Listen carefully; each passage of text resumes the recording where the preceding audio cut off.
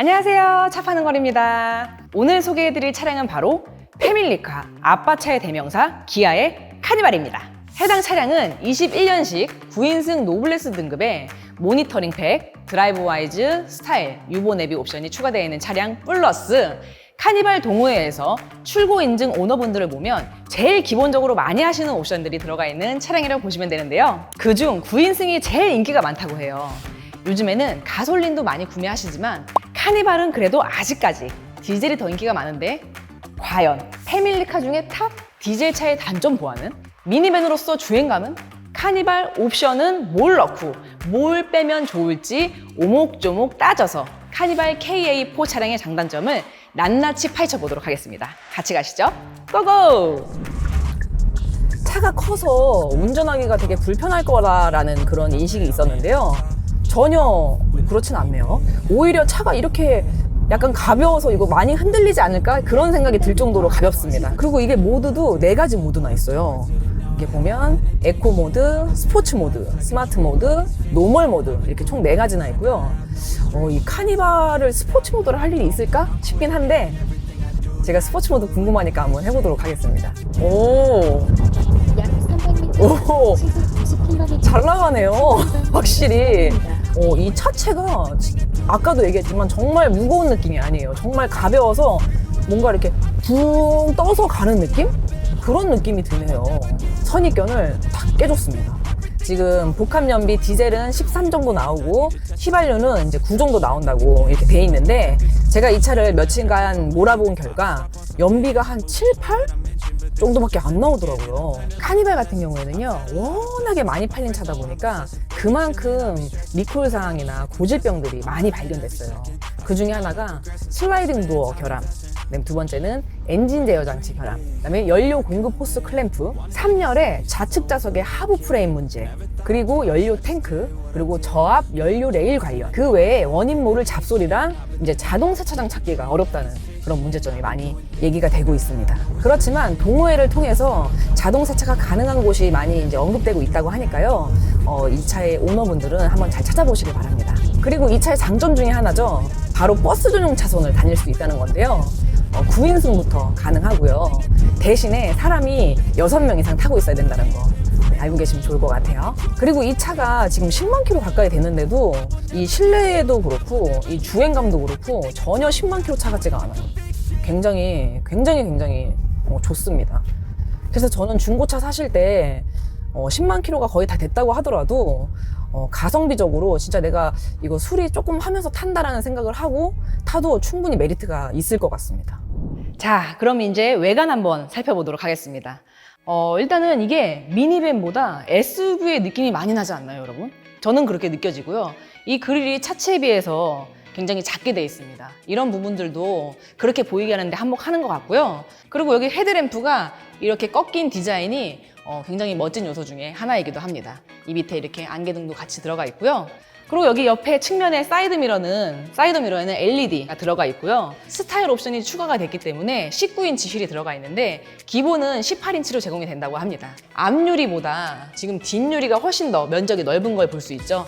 이 부분만 봐도 이 차는 1열보다는 2열에 특화된 차량이다라는 것을 또 알 수 있었습니다. 그리고 이 C필러 옆에 이 크롬 디자인의 이 모양도 기아의 시그니처 모양이죠. 이 모양도 굉장히 멋들어지고요. 주유구도 이렇게 터치식으로 열립니다. 후면 같은 부분은 제가 봤을 때는 약간 네모 각지고 굉장히 심플해요. 뭔가 봉고차 같은 느낌? 네, 살짝 있습니다. 살짝 있고 이 앞면, 전면 헤드램프와 똑같이 여기도 이렇게 각이 이렇게 져 있는 일자형 헤드램프를 보실 수 있습니다. 제가 봤을 때는 여기 밑에 방향지시등이 굉장히 이 밑에 있어요. 이 밑에 있어서 차간 거리가 좀 짧게 붙어있을 때는 이 차가 우회전할지 좌회전할지 모른다는 점, 그 점이 조금 단점이라면 단점일 수 있겠네요. 그리고 트렁크 공간도 한번 살펴보도록 하겠습니다. 지금 보면 좌석이 각각 독립 시트로 되어 있고요. 이 밑에도 3개의 좌석이 있는데 굉장히 트렁크 공간이 넓진 않습니다. 6인용 좌석을 다 펼쳤을 때 트렁크 공간이 그렇게 넓진 않다. 그렇게 알고 계시면 좋을 것 같고요. 이 차 같은 경우는 컴포트 옵션이 빠진 차이기 때문에 이렇게 전동으로 눌러주는 버튼들은 없습니다. 그래서 일일이 수동으로 하나하나 조절해야 된다는 점은 좀 단점이라면 단점일 수 있겠네요. 그리고 또 한 가지, 이 트렁크가 굉장히 신박한 기능이 있어요. 트렁크를 이렇게 열고 뭐 짐 실을 거 있으면 실고 하잖아요. 그랬을 때 굳이 이렇게 닫을 필요 없습니다. 지금 삑, 삑, 삐빅, 삐빅 소리가 들리죠? 제가 이제 차와 멀어지도록 하겠습니다.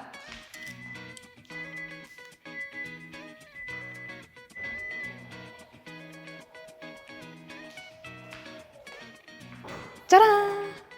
이렇게 차가 닫히는 기능이 있으니까 이것도 유용하게 잘 써먹어 주시면 좋을 것 같습니다. 자, 이렇게 1열에 한번 타봤습니다. 일단 운전석에만 요추 지지대 있죠? 그게 있습니다. 이렇게 뭐 나왔다 들어갔다 이 등받이가 그런 게 있고 12.3인치 디스플레이가 들어가 있고요. 그리고 대시보드가 이렇게 디자인이 돼 있어요. 뭔가 계단식으로 이렇게 1단, 그다음에 또 여기는 내려가고 굉장히 뭔가 이렇게 스포티하면서 약간 액티브한 그런 느낌을 주는 대시보드입니다. 이 안에 보면은 공조 버튼이 뭐 터치식도 있고 물리적 버튼들도 있고 굉장히 다양하게 있는 디자인이고요. 하이그로시 재질이 많이 쓰였습니다. 그렇다 보니까 아무래도 보여지는 느낌이 굉장히 고급집니다. 이 디스플레이 안에 있는 설정에 들어가면 이 스마트 슬라이딩 도어라고 해가지고 제가 아까 트렁크 여는 거 보여드렸죠. 스마트 키를 가지고 멀리 가니까 트렁크가 자동으로 닫혔던 것처럼 슬라이딩 도어도 차 키를 가지고 옆으로 가면은 드르륵 열리는 그런 기능까지 여기서 다 체크할 수 있는 부분들이 있고요. 4열까지 있다 보니까 이게 혹시 너무 길어서 안 들릴 수도 있잖아요. 그렇다 보니까 후석 대화 모드도 있는데 그래서 제가 아까 한번 해봤거든요. 너무 잘 들리더라고요. 이걸 키고 하니까. 그래서 이 기능도 굉장히 쏠쏠한 기능인 것 같습니다. 옆에 보시면은 워크인 스위치가 있고요. 이 양쪽 옆으로 USB 포트까지 있어서 굉장히 이런 뭐 핸드폰을 충전한다거나 그런 부분들에 있어서 굉장히 많은 USB 포트가 있습니다. 여기 앞에도 물론 3개나 있습니다. 그리고 여기 보면은 공간도 굉장히 넓게 네모 정사각형으로 큼직하게 있고요. 컵홀더 2개 있고 USB 포트 3개까지 아주 깔끔하게 있습니다. 자, 이제 이 차의 꽃이죠. 2열에 한번 타봤습니다. 일단 처음 느껴지는 느낌은 굉장히 넓습니다. 진짜 공간감으로서는 정말 이 차를 깔래야 깔 수가 없는 차량이죠. 너무나도 쾌적하고 좋은 넓은 공간감을 자랑하고 있고요. 일단은 여기 보면은 컵홀더 2개, 그다음에 여기 뭐 가방을 걸 수 있는 거리. 여기 수납함이 있는데 이게 저는 그물인 줄 알았는데 그물이 아니라 가죽으로 하나 돼 있고 위에 그물까지 덧대어져 있어서 이중으로 수납을 할 수 있게 돼 있네요. 그리고 여기 보면 손잡이도 이렇게 있는데 조절할 수가 있어요. 지금 제가 이 차를 알아보면서 찾아봤는데 이게 고정이 잘 안 된다라는 얘기가 있었거든요. 정말 잘 안 되네요.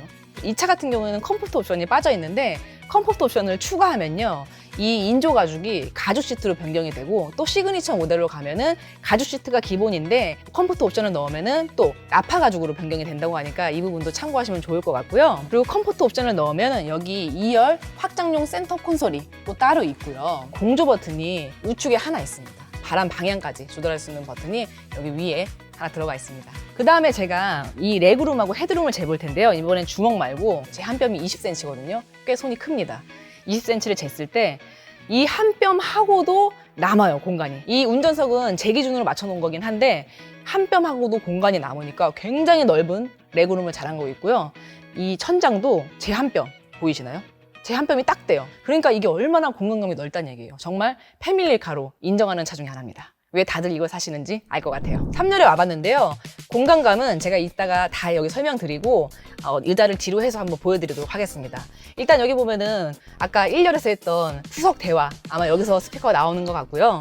그다음에 컵홀더가 양쪽으로 있습니다. 공간이 하나, 둘, 세 군데가 있는데 여기 보면은 컵 표시되어 있고 띡 표시가 되어 있거든요. 여기다가는 컵을 놓지 마라, 뭐 그 얘기인 것 같습니다. 여기 보면은 3열에도 이렇게 블라인드 커튼이 있습니다. 굉장히 좋네요, 3열도. 이 의자를 일단 얼마까지 제가 뒤로 가는지 한번 해보도록 하겠습니다. 많이 가는데요? 많이 가는데요?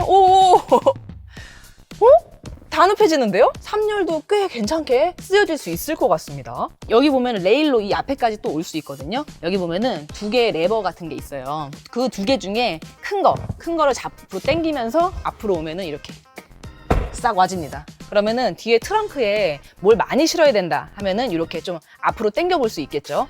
다시 원점으로 돌아가서 이 뒤에 트렁크 부분은 4열 시트잖아요. 근데 4열 시트를 쓰지 않는다고 해도 굉장히 카니발 치고는 트렁크가 좁다, 이런 생각이 듭니다. 만약에 내가 2열을 쓰고 싶다 그러면 여기 또 레버가 하나 더 작은 게 있는데요. 작은 거를 이렇게 당겨주면 이렇게 올라갑니다. 그래서 만약에 2열을 넓게 쓰고 싶다 그러면 이 3열을 최대한 이렇게 접어서 뒤로 보낸 다음에 레버를 여기 뒤에까지 쭉 하면 굉장히 뒤로 많이 가거든요. 누웠을 때 이 각도는 굉장히 편안합니다. 이런 식으로 2열하고 3열을 좀 나의 용도에 맞게 이용할 수 있다라는 그런 장점이 또 있겠네요.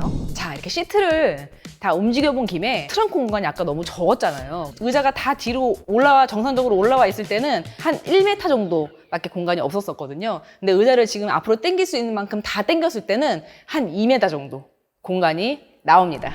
여기까지 외부와 내부를 살펴보면서 옵션 기능들을 간간히 설명드렸었는데요. 카니발 옵션에 대한 정리를 해보자면 스타일 옵션은 램프란 램프는 다 변경시켜주는 내 차를 마치 풀옵션인 차로 보여준다는 그런 장점이 있고요. 컴포트는 2열 리클라이닝 시트, 확장형 센터 콘솔, 3열의 USB 추가 등으로 인조 가죽보다 가죽 시트를 선호하고 2열, 3열에 사람을 자주 태운다면 하는 게 좋다.